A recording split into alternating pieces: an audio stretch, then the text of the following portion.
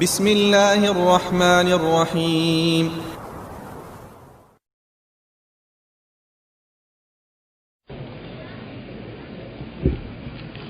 بسم الله الرحمن الرحيم الحمد لله حمدا كثيرا طيبا مباركا فيه كما يحب ربنا ويرضى أشهد أن لا إله إلا الله وحده لا شريك له وأشهد أن محمدا عبده ورسوله صلى الله عليه وعلى آله وسلم تسليما كثيرا أما بعد. Sebagaimana telah disampaikan pada sesi terdahulu, bahwasannya perkembangan dakwah salafiyah di Indonesia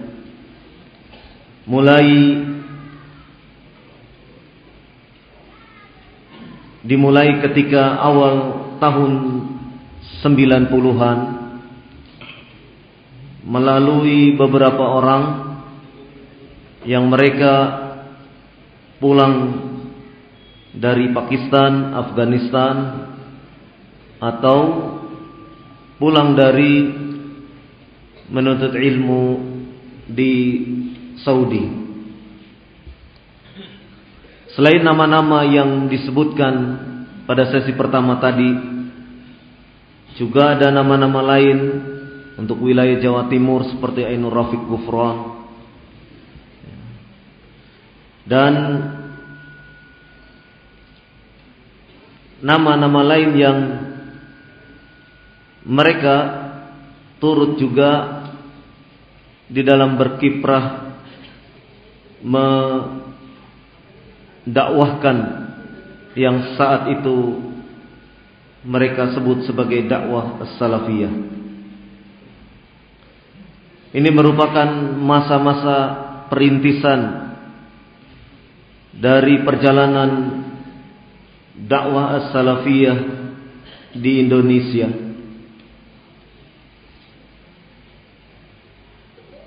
Dan pada masa itu, khususnya di Pulau Jawa,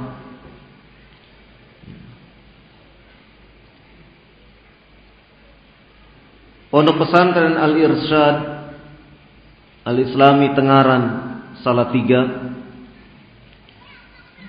adalah merupakan basis dari penyebaran pemahaman salaf pada waktu itu. Di situ ada beberapa asatidzah yang waktu itu menyampaikan dakwahnya. Sebagaimana disebutkan tadi, ada Ja'far Matalib, ada Yusuf Uthman Ba'isa, ada Muhammad Wujud, dan ada yang sampai sekarang bersama kita, yaitu Al-Ustaz Muhammad Umar As-Sewed, ada Farid Anus, dan yang lainnya. Dari pondok pesantren inilah banyak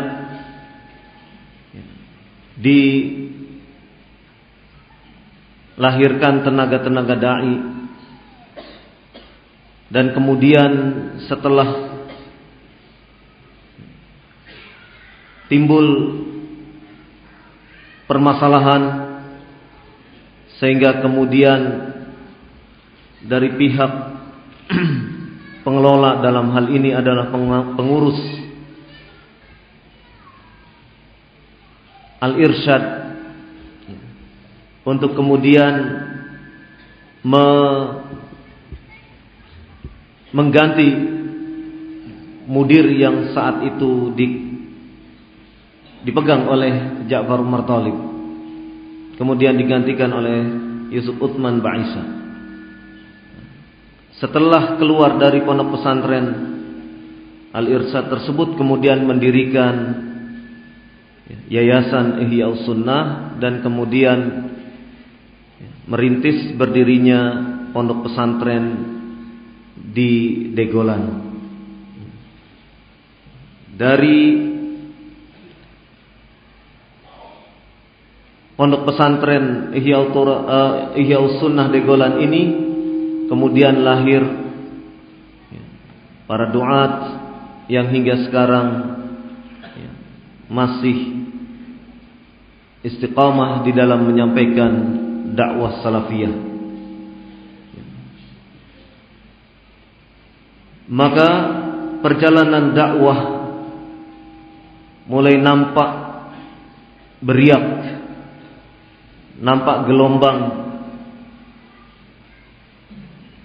ketika dalam sebuah acara, dalam sebuah acara i'tikaf di Masjid Ponpes Al-Irsyad, Yusuf Utsman Ba'isha menyampaikan tentang prinsip muwazanah di dalam dakwah. Al-muwazanat bainal hasanat was sayyi'at. Prinsip ini pada intinya dalam menilai seseorang hendaknya mempertimbangkan pula kebaikan-kebaikan dari para pelaku bid'ah. Jadi tidak semata menyebutkan kejelekan-kejelekannya.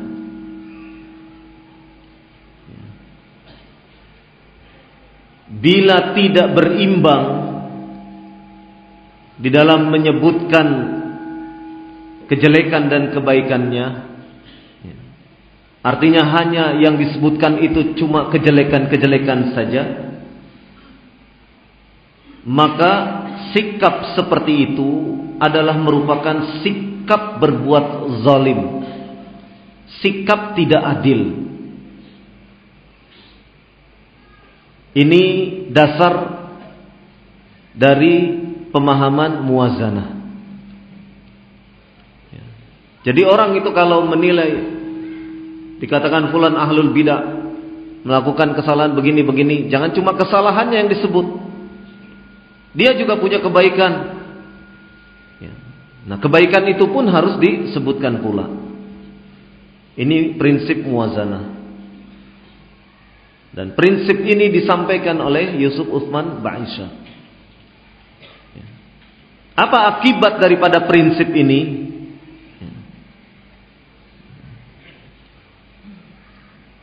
Sebelum itu kata Yusuf Ba'isha bahwasanya dakwah Islamiyah dapat dilancarkan dengan cara mengambil kebaikan Harakah Ikhwanul Muslimin dalam perkara tanzim, pengorganisasian.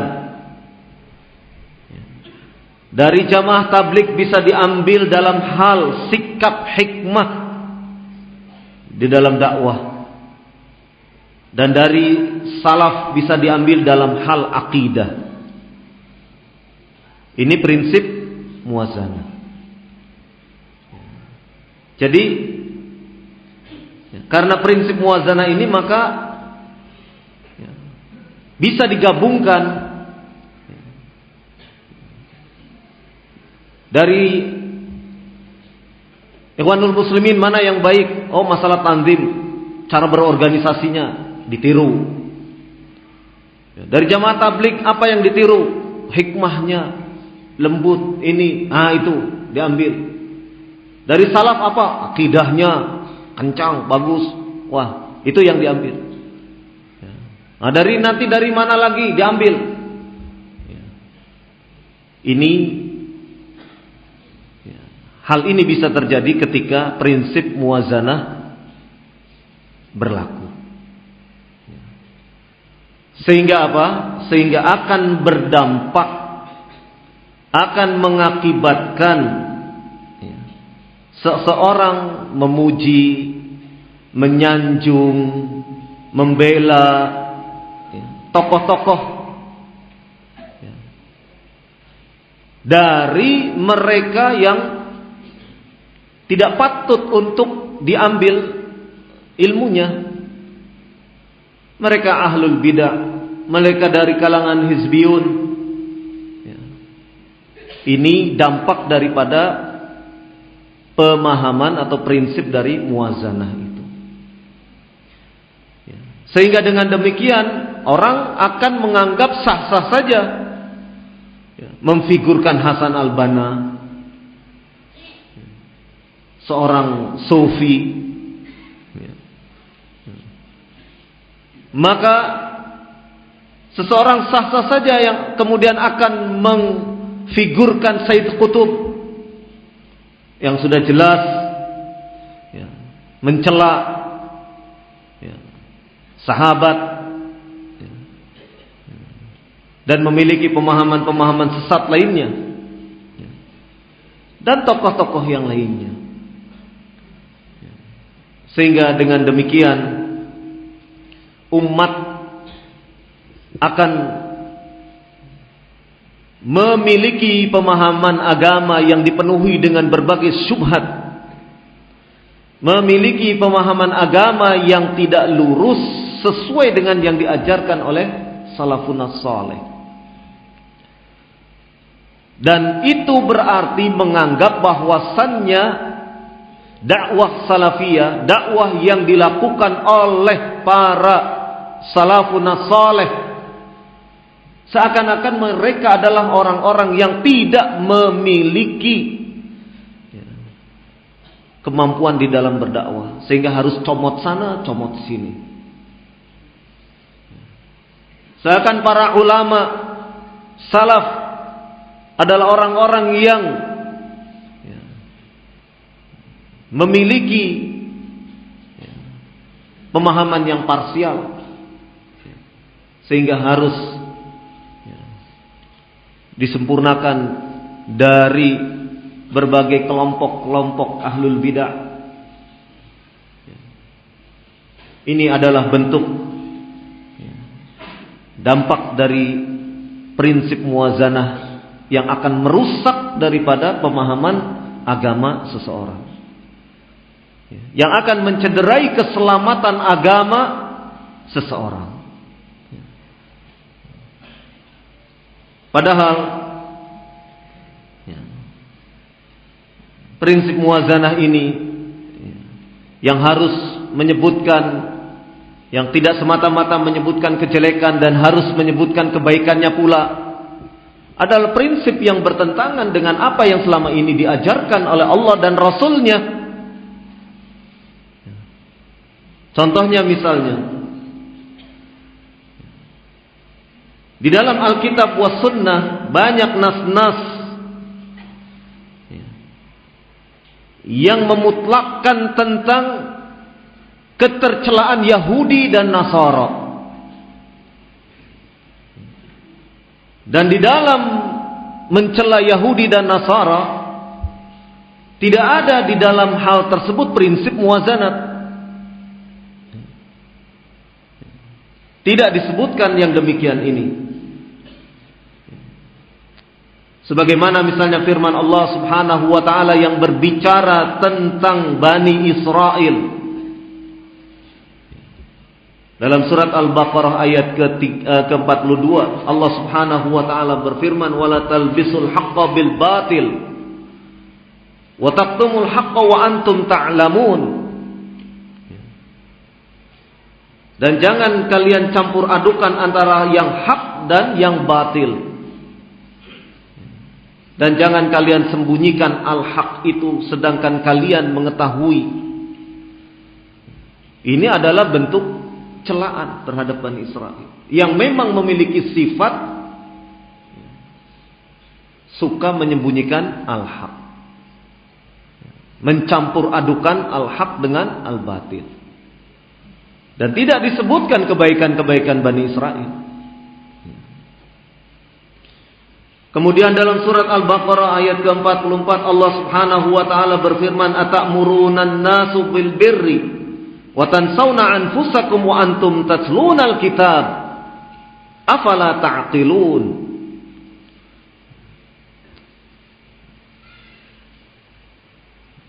Apakah engkau perintahkan manusia berbuat kebaikan sementara kalian melupakan diri-diri kalian, dan sementara kalian membaca Alkitab, apakah kalian tidak berfikir? Ini pun merupakan bentuk teguran celaan terhadap Bani Israel. Dalam hadis pun demikian, laknatullah 'alal yahud wan nasara ittakhadhu qubura anbiya'ihim masajid. Allah melaknat atas orang-orang Yahudi dan Nasara karena mereka menjadikan kubur para nabi mereka menjadi masjid. Rasulullah sallallahu alaihi wasallam menyebutkan laknatullah 'alal yahud wan nasara. Orang-orang Yahudi dan Nasara mendapatkan laknat Allah Subhanahu wa taala. Ini bentuk celaan. Dan Rasulullah sallallahu alaihi wasallam tidak menyebutkan kebaikan Yahudi dan Nasara. Demikian juga misalnya ketika Nabi sallallahu alaihi wasallam didatangi seorang wanita sahabiah, yaitu Fatimah bintu Qais, ketika mengadukan perihal ada orang yang mau mengkhitbah, dan karena keperluan itu Nabi sallallahu alaihi wasallam menyebutkan tentang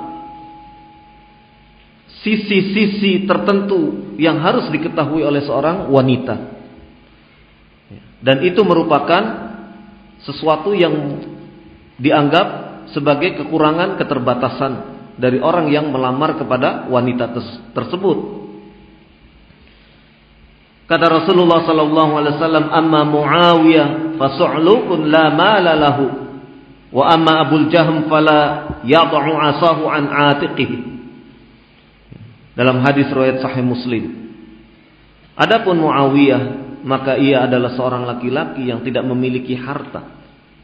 Tidak ada padanya harta. Dan Abul Jahm adalah orang yang tidak pernah meletakkan tongkatnya dari pundaknya. Dalam hal ini Rasulullah sallallahu alaihi wasallam tidak menyebutkan sisi keutamaan sahabat ini, sisi kebaikannya.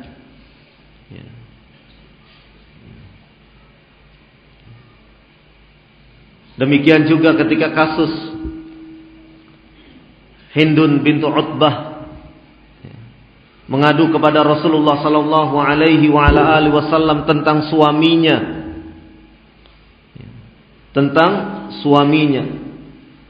yang dikatakan, "Ya Rasulullah, inna Aba Sufyan rajulun sahih." Wahai Rasulullah sallallahu alaihi wasallam, sesungguhnya Abu Sufyan, suaminya Hindun, adalah seorang suami yang pelit. Ini merupakan bentuk yang tidak lantas kemudian disebutkan kebaikannya, kekurangannya yang disebutkan. Dan Abu Sufyan tidak memberikan kepadaku dan kepada anaknya nafkah yang mencukupi. Maka kata Nabi sallallahu alaihi wasallam,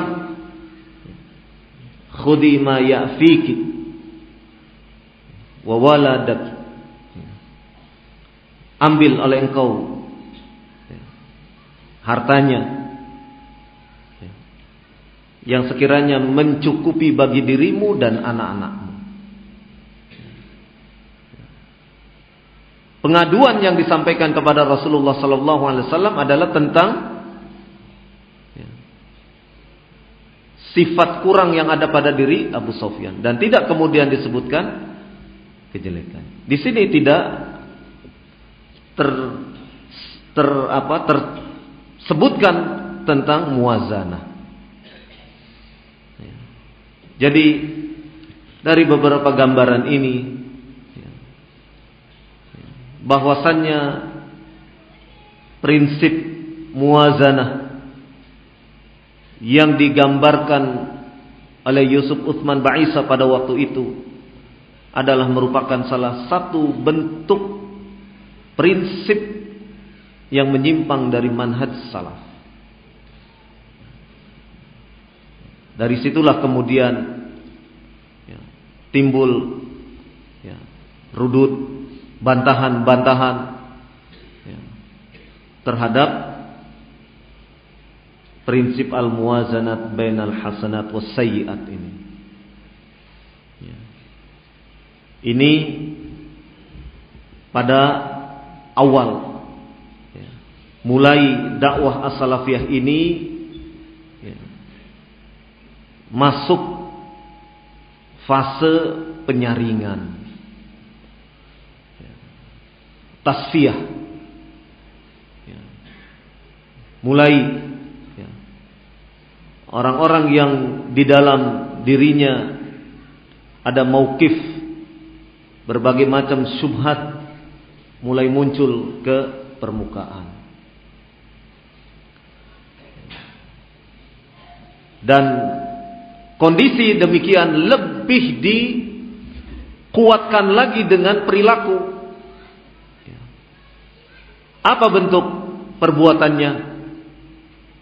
Kemudian menjalin hubungan dengan Jum'iyah Ihya'ut Turaf yang bermarkas di Kuwait. Yusuf Utsman Ba'isa menghubungkan dakwahnya dengan Ihya'ut Turaf. Bahkan sampai Abdurrahman Abdul Khaliq datang ke pondok pesantren Al-Irsyad di Tengaran untuk menyampaikan pandangan-pandangannya terhadap para duat yang waktu itu dikumpulkan, sengaja dikumpulkan.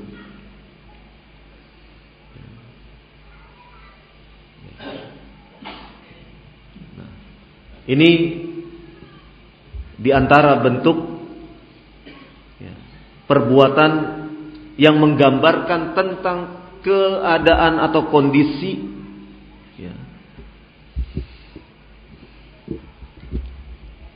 sehingga kemudian dari sini tergambar mauqif yang sebenarnya yang ada pada diri Yusuf Utsman Ba'isa. Karena jalinannya dengan Ihya'ut Turaf yang datang ke Indonesia dengan program membagi-bagikan harta, membagi-bagikan dolar,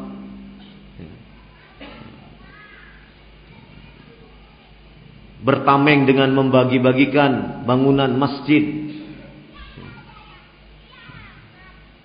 Maka kemudian mereka terus bergerilya untuk merebut para duat dan para mad'u dari kalangan salafiyin. Sehingga kemudian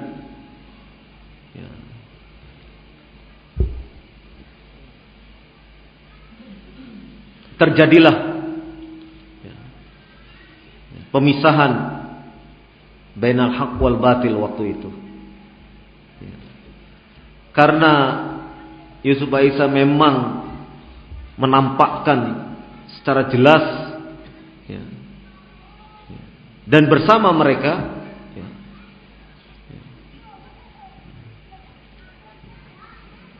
maka kemudian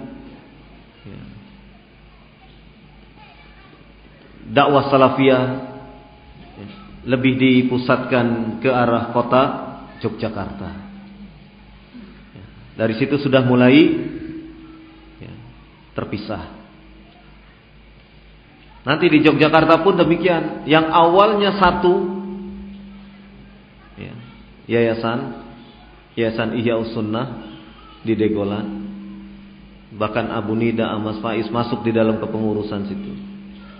Yang awalnya satu, kemudian Abu Nida menampakkan mauqif lagi yang lebih cenderung dan kemudian bergabung dengan Yusuf Utsman Ba'isa, sehingga kemudian membuat yayasan Majlis At-Turat Al-Islami. Di Solo juga demikian. Ya.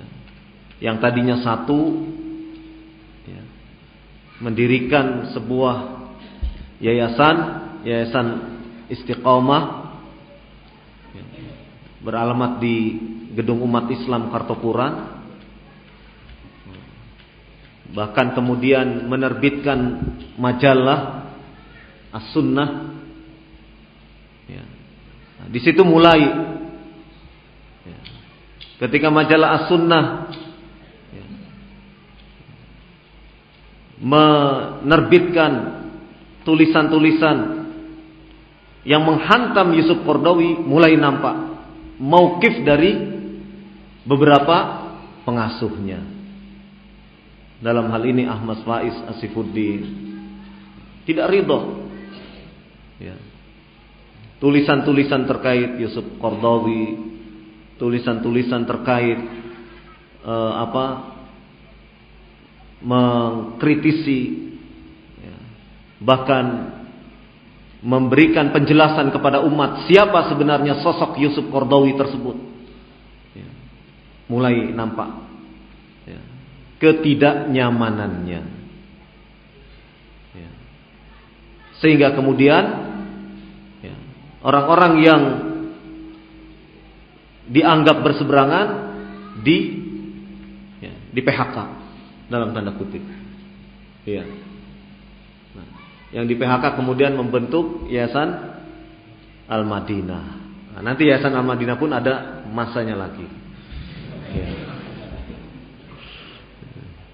Waktunya nggak cukup kelihatannya, ya. Karena ini dari tahun 90 awal.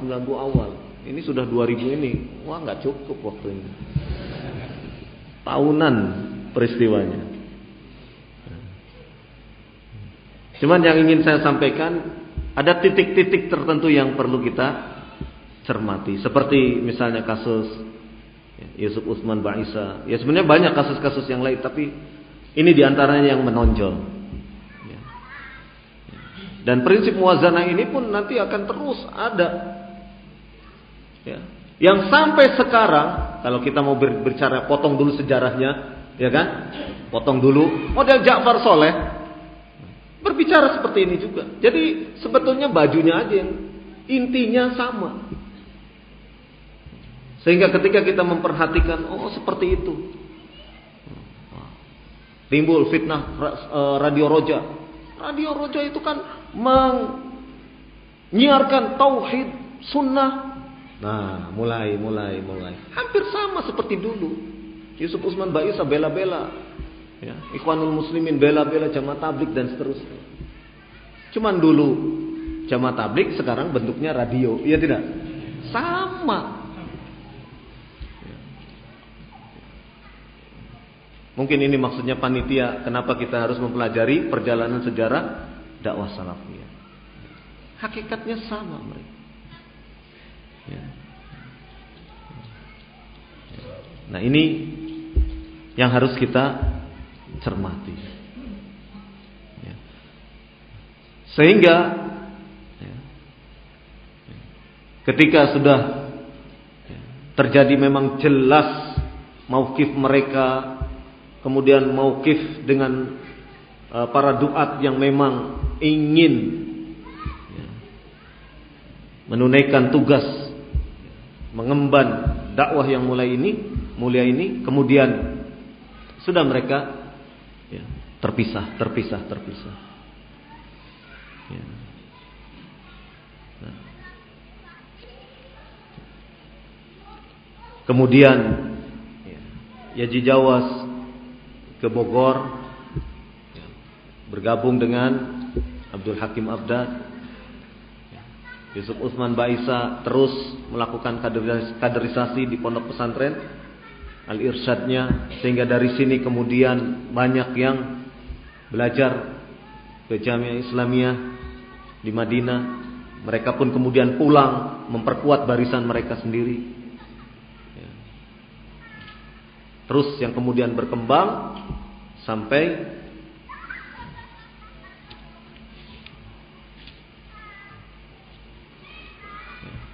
kemudian, ya, mereka memiliki kekuatan mendirikan roja, radio roja, ya, menyusun ya,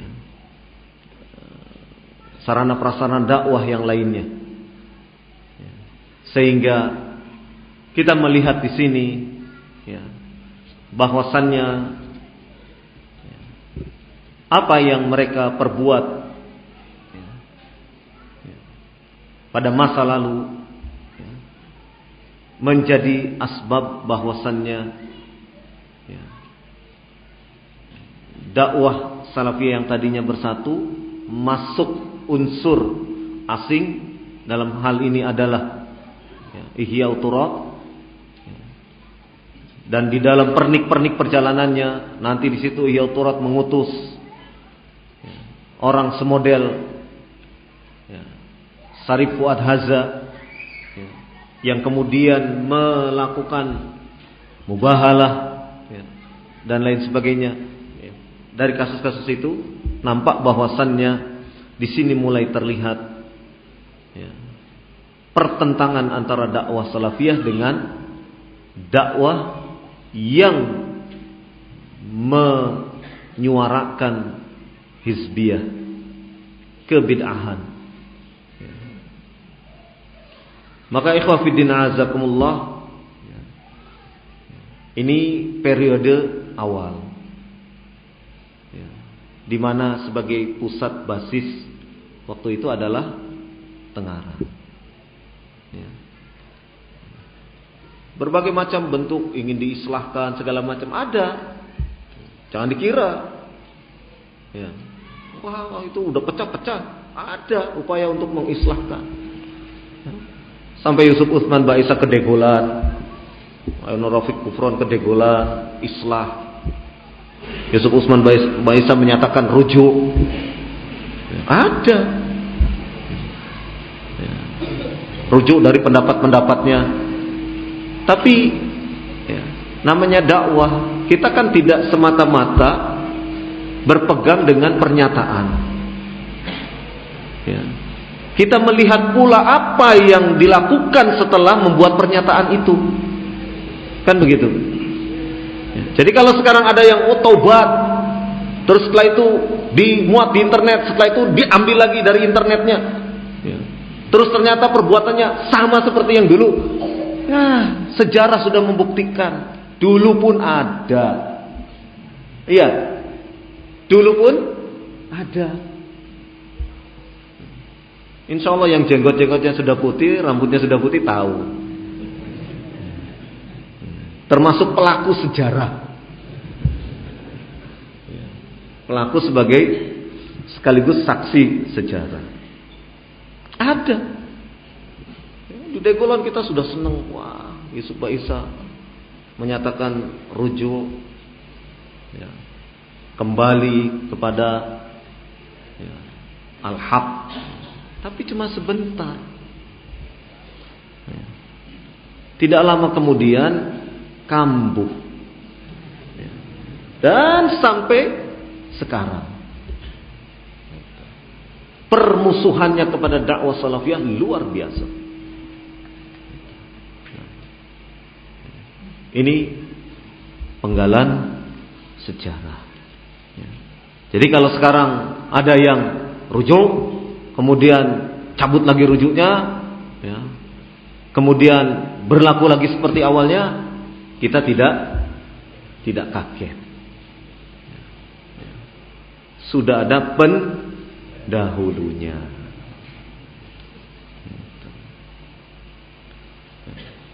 Dulu menyuarakan muwazanah, sekarang pun ada. Dulu orang tidak boleh hanya mengucapkan, mengkritik, mengungkap kejelekan-kejelekan saja, tapi yang baik-baiknya juga disebutkan. Sekarang pun ada seperti itu. Ya. Ini perjalanan dakwah salafiyah di Indonesia.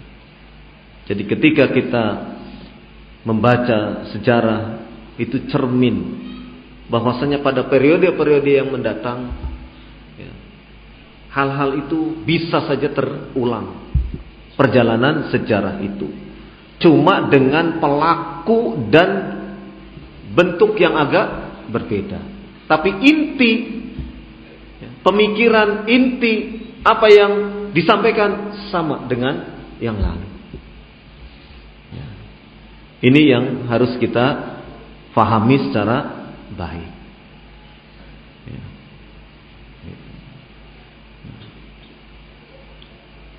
Sampai kemudian orang-orang yang sekarang kalau kita potong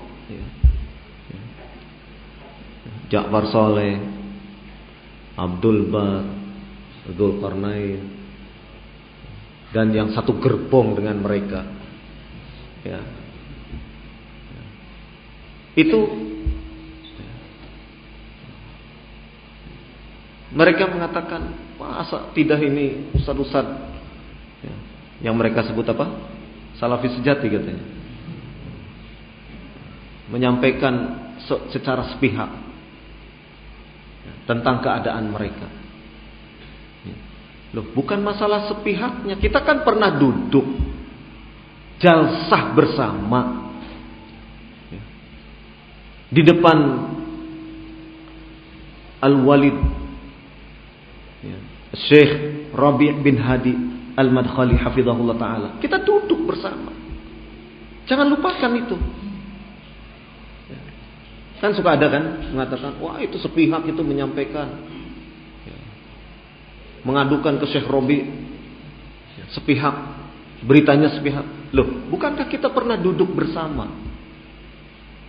Apa yang menjadi permasalahan dakwah pada waktu itu kita sampaikan kepada Syekh Rabi' bin Hadi Al-Madkhali hafizahullah ta'ala. Apa di antara masalahnya? Di antara masalahnya perbedaan kita di dalam melihat Radio Roja. Kan begitu? Kita sampaikan kepada Syekh Rabi' untuk memutuskan bagaimana sikap yang harus kita perbuat terhadap Radio Roja ini. Karena Radio Roja menjadi apa? Menjadi pemicu untuk terjadinya khilaf di antara asatidzah waktu itu. Apalagi masalah Ja'far Umar Thalib, ya kan? Dari mereka ingin mengajak kembali Ja'far Umar Thalib ke dalam barisan Salafiyin. Dari mereka ada yang datang ke Degola, iya, pendekatan, PDKT.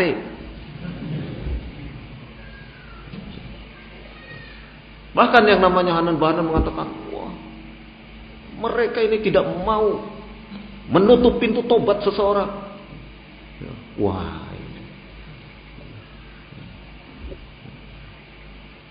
siapa yang tidak menginginkan Ja'far Umar Thalib itu kembali, rujuk, bertobat, berada di atas al-haq? Siapa yang tidak?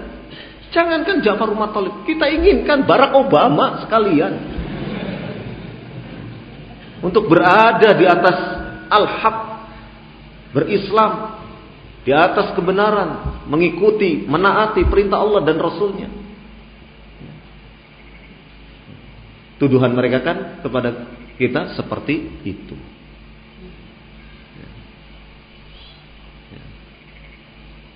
Itu masalah Ja'far Umar Thalib. Masalah apa lagi? Masalah Yazid Jawas. Itu yang menjadikan kita khilaf. Kita mengatakan Yazid Jawas bukan salafi. Di sana menyebutkan salafi goncang. Dan jadi masalah akhirnya. Nah, masalah-masalah itu kemudian kita adukan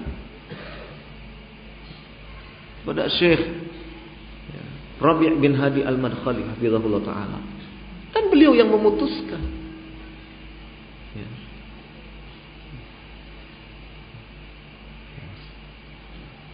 Itu. Jadi setelah dapat keputusan-keputusan dari Syekh Rabi', mereka ke Yaman, kemudian ya, mencari pembenaran, bukan cari kebenaran, cari pembenaran, masih belum puas. Ya. Ini yang mereka perbuat. Ya. Jadi kalau dikatakan bahwasannya kita hanya memberi kabar-kabar yang sepihak, itu adalah bentuk ketidakjujuran mereka. Bentuk ketidakjujuran mereka.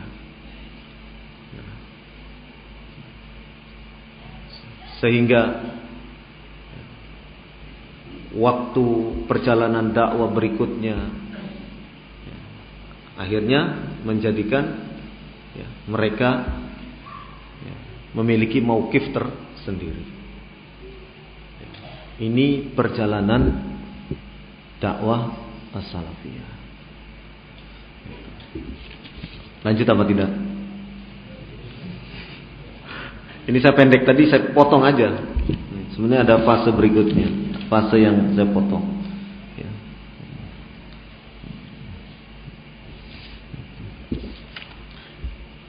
Namun sebagai gambaran awal,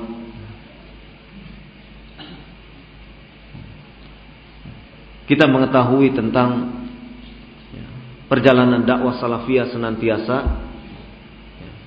ada orang-orang yang coba untuk merongrong, bahkan menarik dakwah itu kepada yang tidak semestinya. Akan nampak mauqif mereka yang sebenar-benarnya. Sementara ini mereka mungkin sembunyi-sembunyikan. Ya. Dulu ada di antara mereka yang mengatakan bahwasanya banyak di antara mereka yang sebenarnya mauqifnya sama seperti dia, cuma mereka masih sembunyi-sembunyi. Nah, sekarang kan mulai kelihatan ya, Sofyan Durrey, ya toh, ya, mulai kelihatan ya, ya, beberapa di antara mereka yang tampil bersama ya, orang-orang Roja, misalnya, sudah mulai. Jadi yang selama ini tersembunyi ya, sudah menampakkan ya, aslinya. Itulah ikhwah fiddin azakumullah ya, sedikit gambaran ya, tentang perjalanan dakwah